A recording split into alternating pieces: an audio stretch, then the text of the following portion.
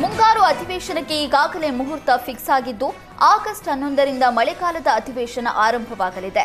2 ವಾರಗಳ ಕಾಲ ಈ ಮುಂಗಾರು ಅಧಿವೇಶನ ನಡೆಯಲಿದೆ. ಸಿದ್ದರಾಮಯ್ಯ ನೇತೃತ್ವದ ಸರ್ಕಾರದ ಮೇಲೆ ಜನತೆ ಭಾರಿ ನಿರೀಕ್ಷೆ ಇಟ್ಟಿದ್ದು, ಮುಂಗಾರು ಅಧಿವೇಶನದಲ್ಲಾದರೂ ನಮಗೆ ಅನುಕೂಲ ಮಾಡಿಕೊಡ್ತಾರಾ ಅಂತ ಜನತೆ ಕಾದು ಕುಳಿತಿದ್ದಾರೆ.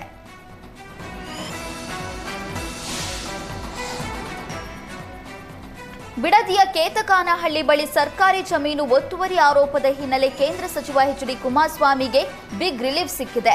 ಸರ್ಕಾರ ರಚಿಸಿದ್ದ ಎಸ್ಐಟಿಗೆ ಹೈಕೋರ್ಟ್ ಮಧ್ಯಂತರ ತಡೆ ನೀಡಿದೆ. ಎಸ್ಐಟಿ ರಚನೆ ಪ್ರಶ್ನಿಸಿ ಹೈಕೋರ್ಟ್ಗೆ ಕುಮಾರಸ್ವಾಮಿ ಅರ್ಜಿ ಸಲ್ಲಿಸಿದ್ರು.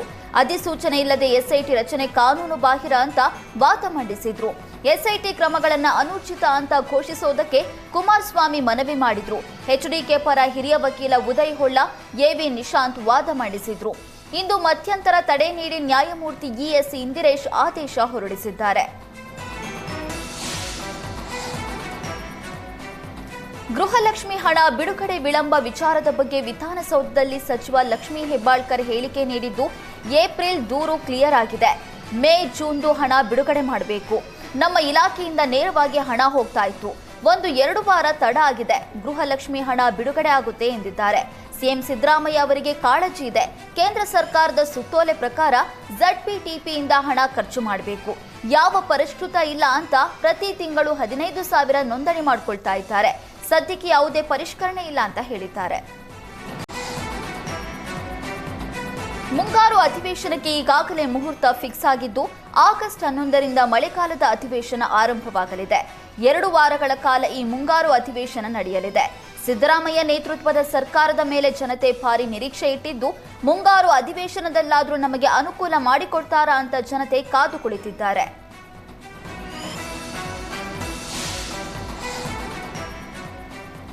ಬಿಡದಿಯ ಕೇತಕಾನಹಳ್ಳಿ ಬಳಿ ಸರ್ಕಾರಿ ಜಮೀನು ಒತ್ತುವರಿ ಆರೋಪದ ಹಿನ್ನೆಲೆ ಕೇಂದ್ರ ಸಚಿವ ಎಚ್.ಡಿ. ಕುಮಾರಸ್ವಾಮಿಗೆ ಬಿಗ್ ರಿಲೀಫ್ ಸಿಕ್ಕಿದೆ. ಸರ್ಕಾರ ರಚಿಸಿದ್ದ ಎಸ್ಐಟಿಗೆ ಹೈಕೋರ್ಟ್ ಮಧ್ಯಂತರ ತಡೆ ನೀಡಿದೆ. ಎಸ್ಐಟಿ ರಚನೆ ಪ್ರಶ್ನಿಸಿ ಹೈಕೋರ್ಟ್ಗೆ ಕುಮಾರಸ್ವಾಮಿ ಅರ್ಜಿ ಸಲ್ಲಿಸಿದ್ರು. ಅಧಿಸೂಚನೆ ಇಲ್ಲದೆ ಎಸ್ಐಟಿ ರಚನೆ ಕಾನೂನು ಬಾಹಿರ ಅಂತ ವಾದ ಮಂಡಿಸಿದ್ರು. ಎಸ್ಐಟಿ ಕ್ರಮಗಳನ್ನು ಅನುಚಿತ ಅಂತ ಘೋಷಿಸುವುದಕ್ಕೆ ಕುಮಾರಸ್ವಾಮಿ ಮನವಿ ಮಾಡಿದ್ರು. ಎಚ್ಡಿಕೆ ಪರ ಹಿರಿಯ ವಕೀಲ ಉದಯ್ ಹೊಳ್ಳ, ಎವಿ ನಿಶಾಂತ್ ವಾದ ಮಂಡಿಸಿದ್ರು. ಇಂದು ಮಧ್ಯಂತರ ತಡೆ ನೀಡಿ ನ್ಯಾಯಮೂರ್ತಿ ಇಎಸ್ ಇಂದಿರೇಶ್ ಆದೇಶ ಹೊರಡಿಸಿದ್ದಾರೆ. ಗೃಹಲಕ್ಷ್ಮಿ ಹಣ ಬಿಡುಗಡೆ ವಿಳಂಬ ವಿಚಾರದ ಬಗ್ಗೆ ವಿಧಾನಸೌಧದಲ್ಲಿ ಸಚಿವ ಲಕ್ಷ್ಮೀ ಹೆಬ್ಬಾಳ್ಕರ್ ಹೇಳಿಕೆ ನೀಡಿದ್ದು, ಏಪ್ರಿಲ್ ದೂರು ಕ್ಲಿಯರ್ ಆಗಿದೆ. ಮೇ ಜೂನ್ದು ಹಣ ಬಿಡುಗಡೆ ಮಾಡಬೇಕು. ನಮ್ಮ ಇಲಾಖೆಯಿಂದ ನೇರವಾಗಿ ಹಣ ಹೋಗ್ತಾ ಇತ್ತು. 1-2 ವಾರ ತಡ ಆಗಿದೆ. ಗೃಹಲಕ್ಷ್ಮಿ ಹಣ ಬಿಡುಗಡೆ ಆಗುತ್ತೆ ಎಂದಿದ್ದಾರೆ. ಸಿಎಂ ಸಿದ್ದರಾಮಯ್ಯ ಅವರಿಗೆ ಕಾಳಜಿ ಇದೆ. ಕೇಂದ್ರ ಸರ್ಕಾರದ ಸುತ್ತೋಲೆ ಪ್ರಕಾರ ZPTPಯಿಂದ ಹಣ ಖರ್ಚು ಮಾಡಬೇಕು. ಯಾವ ಪರಿಷ್ಕೃತ ಇಲ್ಲ ಅಂತ ಪ್ರತಿ ತಿಂಗಳು 15,000 ನೋಂದಣಿ ಮಾಡಿಕೊಳ್ತಾ ಇದ್ದಾರೆ. ಸದ್ಯಕ್ಕೆ ಯಾವುದೇ ಪರಿಷ್ಕರಣೆ ಇಲ್ಲ ಅಂತ ಹೇಳಿದ್ದಾರೆ.